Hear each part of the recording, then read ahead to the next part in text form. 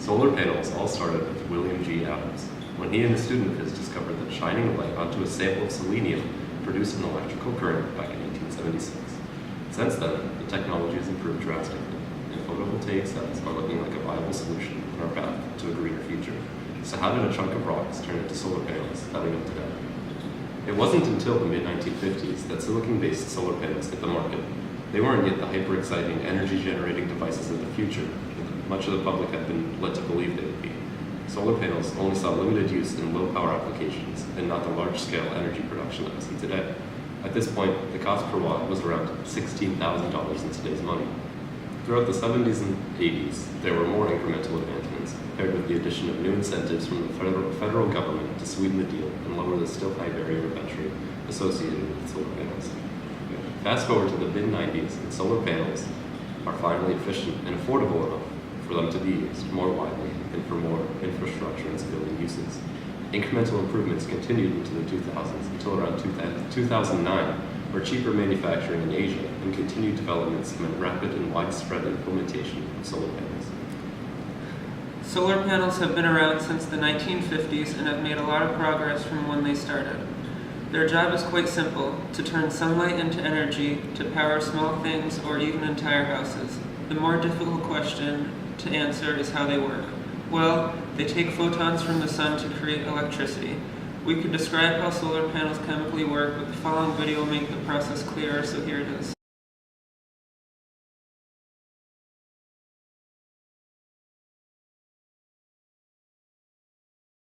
You probably know that plants get their energy from the sun through their leaves in a process called photosynthesis. We humans don't have our own leaves, but maybe we can get energy from the sun in a different way. Electrical energy, that is. Could there be some kind of electrical leaf? A solar cell gathers light from the sun and generates electricity, just as a leaf generates food for a plant. Let's find out how. The sun emits energy in the form of waves. These waves can range in length from short ultraviolet waves through the rainbow of the visible spectrum to long infrared waves. When the sun is shining, these waves move towards the Earth and hit the surface of the solar cells. Let's take a closer look. The active part of a solar cell is a wafer made of semiconductive material, typically silicon. A semiconductor is a type of material that normally doesn't conduct electricity well, but it can be made more conductive under certain conditions. The semiconductor part of the solar cell has 3 layers. The thin top layer contains silicon and a very tiny amount of an element such as phosphorus that has more electrons than silicon. This gives the top layer an excess of electrons that are free to move and make the material more conductive. The top layer is also called negative type or N-type, as it favors the collection and transport of electrons. The thin bottom layer contains both silicon and an element such as boron that has fewer electrons than silicon. This gives the bottom layer fewer electrons that are free to move, therefore making the material less conductive for electrons. A missing electron can be described as an effective positive charge. Therefore, the bottom layer is called positive type or P-type, as it preferentially favors the collection and transport of these positive charges, also dubbed holes. The thicker middle layer has only slightly fewer electrons, making it marginally P-type. Thin metal lines, typically made of silver, are printed on the top N-type layer, and the bottom P-type layer is in contact with an aluminum plate. When light waves hit the top surface of the silicon solar cell, only light with wavelengths from a specific window of the solar spectrum, 350 to 1140 nanometers, are absorbed into the middle layer of the solar cell. This range of wavelengths includes the visible spectrum. Ultraviolet wavelengths are so short they stop at the surface, and infrared wavelengths are so long they can't be absorbed and pass right through the cell or are reflected back. The light wave knocks an electron off a silicon atom. Setting the electron loose and leaving an area of positive charge, a hole, where the electron used to be. The loose electron then moves towards the top and reaches the top N-type layer, which readily accepts electrons. Similarly, the loose hole moves towards the bottom and reaches the bottom P-type layer, which readily accepts holes. This continues as long as sunlight shines on the solar cell. Now that the electrons and the holes have been separated, connecting a wire between the top and the bottom metal electrodes provides a pathway for the electrons to move towards the holes. Flow of electrons is electrical current. One solar cell produces several watts of power. This may be sufficient for running a calculator or a phone charger, but it's not sufficient for running a toaster, for example, which uses 1,000 watts.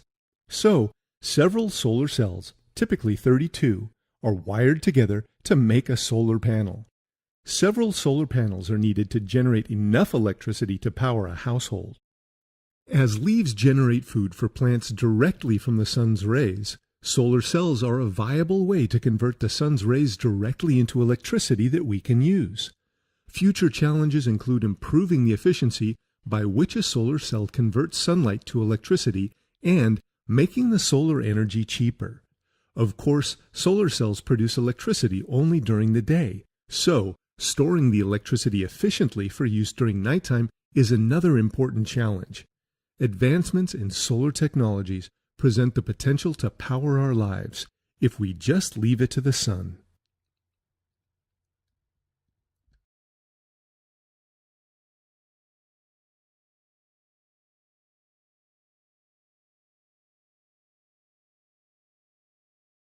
Every day, the sun shines 173,000 terawatts of electricity onto the Earth.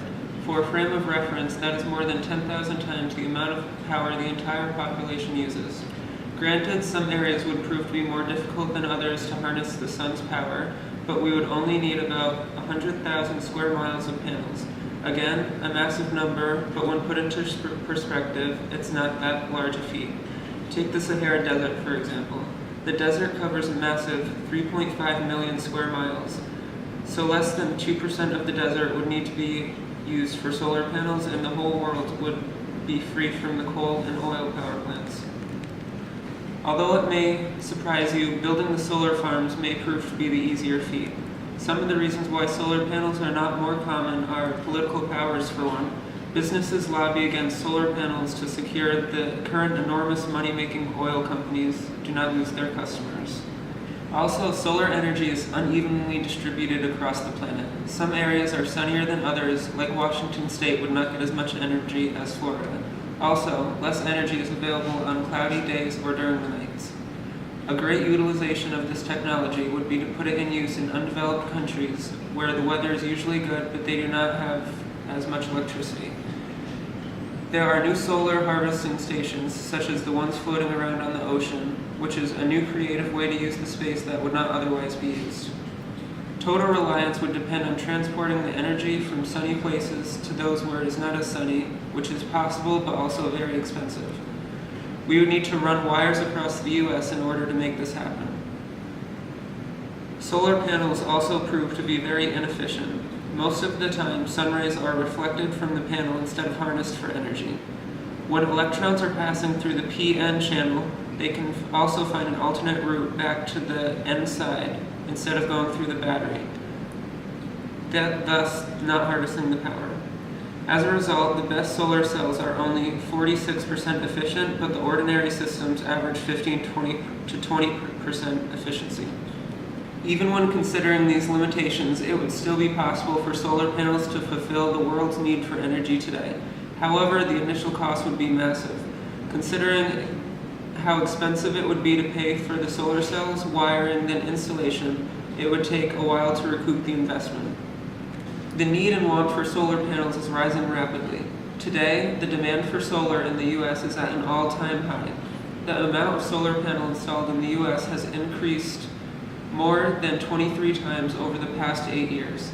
That's enough energy to power the equivalent of 5.4 million average American homes, according to the Solar Energy Industries Association.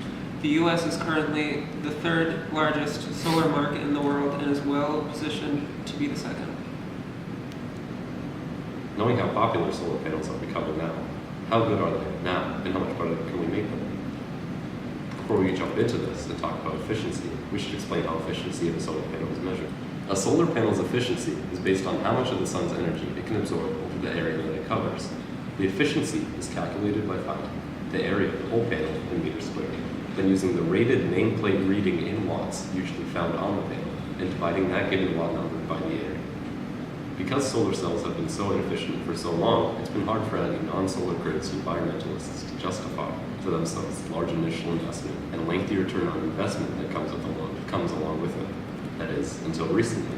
Now solar panels cost around $8 a watt when factoring in all the prices of equipment associated and labor associated with the installation.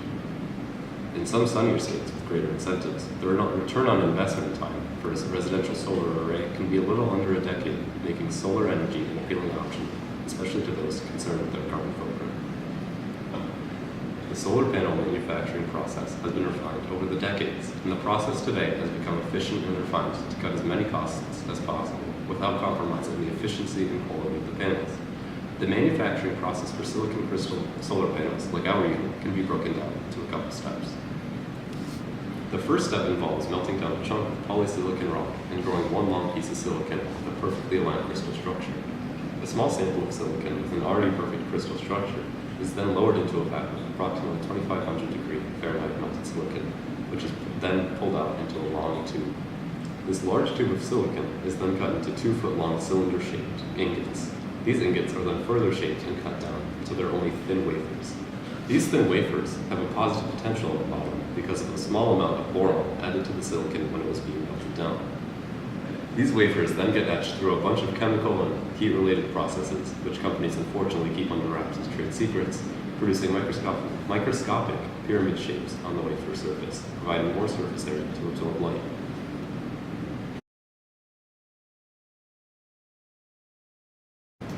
Hot phosphorus gas is then diffused over the surface of the silicon wafers, adding a negative potential orientation counterpart to the positive undersides of the wafers, allowing the wafers to now generate electrical current when exposed to light. The tops of the wafers are then coated in silicon nitride, giving them their familiar blue color, which allows the cells to capture more energy, as they are significantly less reflective. Metals are then printed onto either side of the wafer, allowing the electricity to flow and collect in one location. These functioning cells are then wired together into modules, given a protective glass or laminate coating, and finally placed into a rigid frame. Given the efficiency in manufacturing that we see today, how can we improve the process to become more sustainable? One of the major concerns with the production of solar panels is sustainability. We all know that solar panels are a renewable form of energy, but the process for creating these panels can be dangerous if not handled properly. For example, there's a famous case of Chinese solar panel manufacturer Jinko Solar, who was taken to court over accusations that they were carelessly dumping chemicals used during the manufacturing process into a nearby river. In fact, solar panel manufacturing sustainability has become quite a concern in China, as regulation isn't as tight as it is in the US and Europe.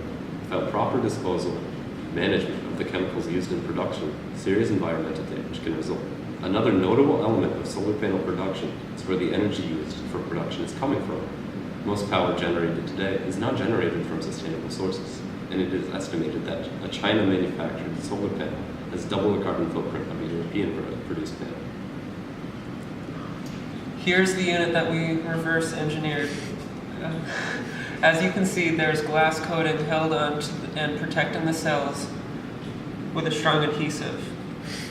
It can be a bit difficult to see, but the individual cells are connected together by a thin metal wire crossing the top of the unit. There's a small area on the back of the unit with a positive and negative terminals to actually use the power generated by the unit.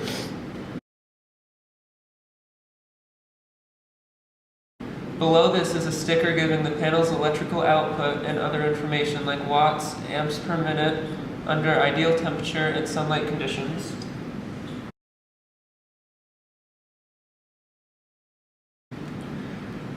According to the spec on the sticker, its dimensions, the panel has about a 7.1% efficiency. That isn't great, but hey, it was $12 on Amazon.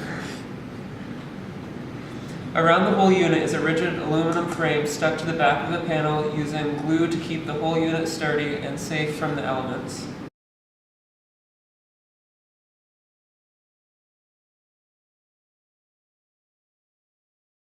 And it's very sturdy, as you can see.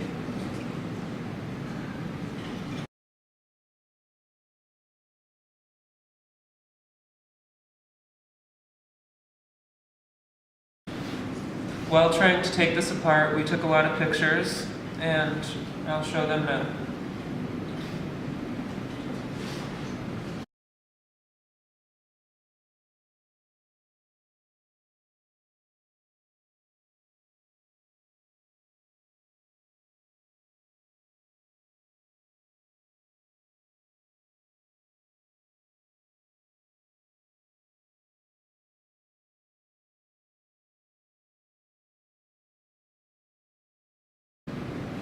We really wanted to get a picture of the individual cells under a microscope, so we tried to take apart the panel. We would chip up the glass, and under the glass, between the backing and the glass, is the solar panel, so we wanted to get little pieces of that.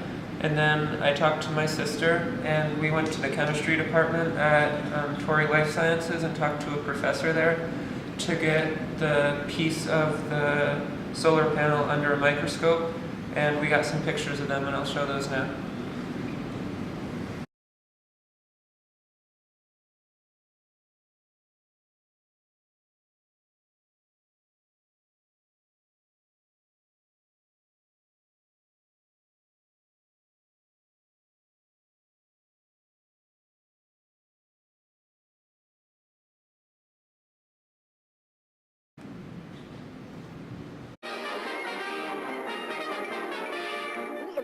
That's all, folks.